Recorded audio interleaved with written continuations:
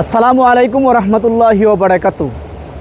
দর্শক, আমি আপনাদেরকে দেখাবো আমরা উন্নয়নমূলক বাংলাদেশে অনুন্নয়নের সাগরে আমরা ভেসে যাচ্ছি। কিভাবে ভেসে যাচ্ছি আমি আপনাদেরকে একটু দেখাচ্ছি। আজকে অবস্থান করছি আমার হবিগঞ্জ জেলার চুনারুঘাট উপজেলার গাজীপুর ইউনিয়নের 2 নং ওয়ার্ড গাজীনগরে। আপনাদেরকে দেখাতে চাচ্ছি যে সাধারণত মানুষ কতটুকু কষ্টে এবং দিন যাপন করছে। বিগত সরকার থেকে শুরু করে যারাই আছেন না কেন, শুধু লুটে পুটে খাচ্ছেন নাকি দেশের জনগণের জন্য কিছু করছেন, এটার বাস্তবতা আমি আপনাদের সাথে তুলে নিয়ে আসলাম।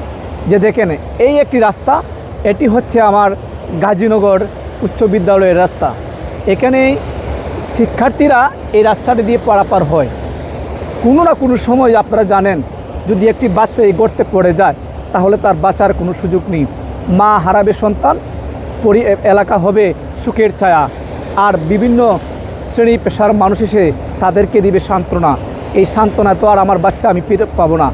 বর্তমান সরকারের কাছে এবং আমার চুনারুঘাট উপজেলা নির্বাহী কর্মকর্তা, জেলা প্রশাসক সহ সকলের দৃষ্টি আকর্ষণ করি, একটি বাচ্চা এখানে, একটি সন্তান মা হারাবার আগে এই জায়গাটির মেরামত করা হোক।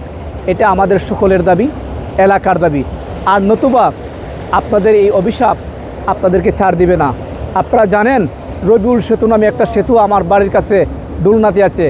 স্কুলের ছাত্র মারা যাওয়ার পরে সেখানে একটি সেতু তৈরি করা হয়েছে, অথচ এখানেও একটা বাচ্চা মারা যাওয়ার পরে মনে হয় এখানেও একটা সরকারের একটা ব্রিজ দেওয়া হবে।